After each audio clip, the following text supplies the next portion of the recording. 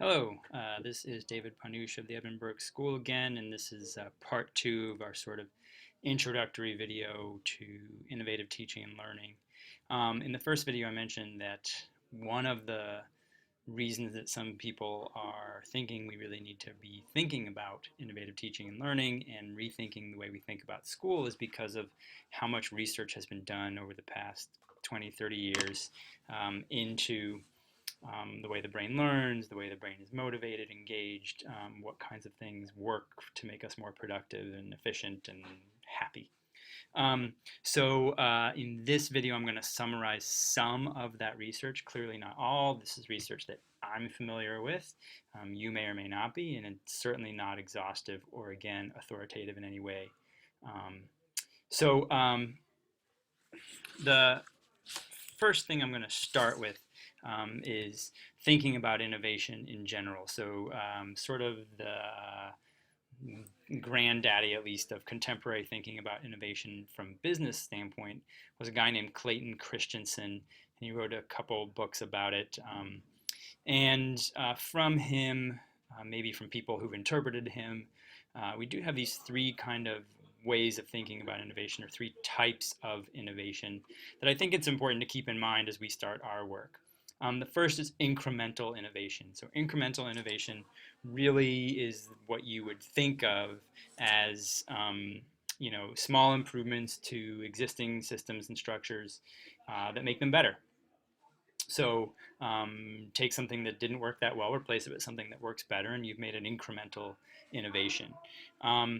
Structural innovations are perhaps a little bit greater in their impact, and it's where you're really maybe changing the framework or improving the framework or the structure around which or within which we operate. So it's going to have a greater impact, but it won't necessarily change what you're doing, but it changes the framework, which usually then would affect what you're doing. Disruptive innovation, classical example is going to be, or idea of that is that's kind of what we often think about when we think of innovation, and really that is somebody or some idea or some new way of doing things that really takes what we're currently doing and sort of creates an entirely new structure or an entirely new framework, an entirely new delivery system, markets that didn't exist before, etc. So it's just helpful when we're talking about innovation to keep these three different types of innovations in mind.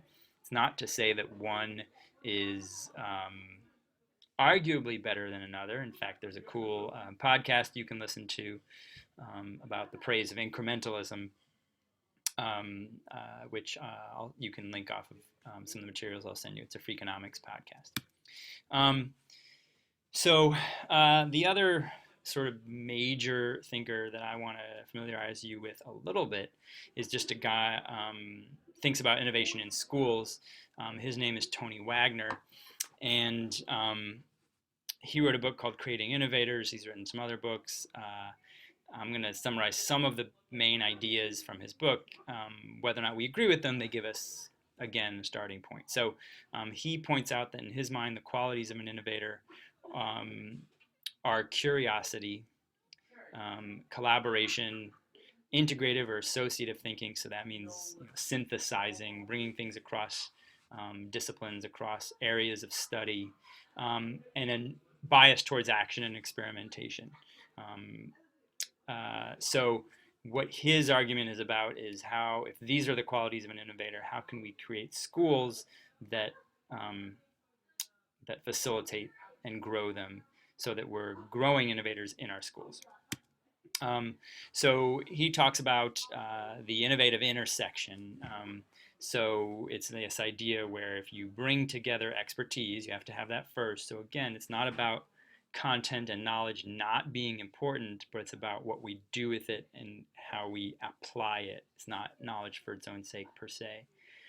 So bring that expertise together with creativity and divergent thinking. So creativity is broadly defined. Divergent thinking, thinking of lots of different ways of doing things, flexibility, imagination, along with motivation and perseverance and hard work. The intersection of all those things he calls a sort of innovative intersection, or maybe I called it that. I'm not really sure. Um, so then he asks the question, how can we create schools that are facilitating this innovative intersection of expertise, creativity, and motivation? And he says the school culture that supports that is going to be a school culture that supports teamwork, that asks students to work in teams, asks them to do interdisciplinary problem solving, and really works to cultivate intrinsic motivation through exploration, play, and empowerment. And all of these things that he talks about are pretty well supported by the research into human beings, that some of which I'm going to go over in just a second. So it's a good starting point to think about Tony Wagner's thoughts about what schools really need to do to produce innovators, but inevitably that means the schools themselves will be innovative. So in terms of habits of mind, you heard him mention intrinsic motivation. There are a lot of things that have been talked about recently. This is kind of a really broad overview of some of the research. We know that people are more intrinsically motivated when they have autonomy, when they have some control. So this could be control. In online learning, you often hear of time, space, and place. So giving somebody control over when they do things, where they do things, and how they do things really gives them more motivation. Mastery is the belief that, and the belief that you can improve, the tools to do it, and the support and structure that helps you do it. So this links to something called deliberate practice, which I'll mention in just a bit. But basically, it's getting better at something. And when you really feel like you can get better at something and notice yourself getting better at something, intrinsic motivation increases. Purpose, when your actions have meaning and are connected to the wider world or other people, generally speaking, it's going to increase your motivation. A lot of research has found this. Maybe another way that you might hear this mentioned, I don't know if it's exactly the same thing, is passion. But purpose is a little more defined in terms of what I'm doing has meaning and a connection to something outside of myself. Play, we know that play is a natural way for human beings and almost all primates and animals to learn. It's a learning by doing. It's a learning by experimenting. It's learning by trying things out. It's not necessarily means playing a game, but it's being playful in your approach. Growth mindset, you've probably all heard a lot about. Relatively exactly what it sounds like if you're not familiar, but it's basically saying it's about the power of belief. So if you believe that you can progress, if you believe that you can grow, if you believe that something you're trying to improve on is improvable and not set, not immodifiable, then you will be motivated to improve. Productivity, you'll have probably heard a lot about grit. We used to just call it perseverance or working hard. It's clear that that is a factor that helps people be successful in what they're doing in lives. It seems to me, this is where the connections start piling up, okay? Because why would you're going, so I'll put it in a positive sense, you're going to work hard at something if you're intrinsically motivated. And so creating an environment of intrinsic motivation seems to be more likely to create an environment where kids will learn grit and perseverance. If you don't think you can improve, you don't have a growth mindset, why would you work hard at something? If something isn't playful, if something doesn't have a purpose, why would you work hard at it? So I think it's a cop-out when we talk about kids sometimes is not having grit or perseverance because they don't want to work hard on, on the homework I'm assigning them, but maybe the homework doesn't have an intrinsic motivation built into it. So they'd be perfectly happy to persevere at a video game. So deliberate practice, this is by a guy named Anders Ericsson. I apologize to all the other authors whose names I haven't mentioned.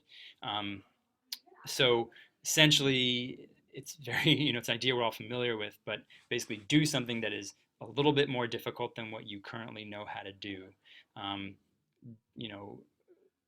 Fail at it to some degree or don't do it that well.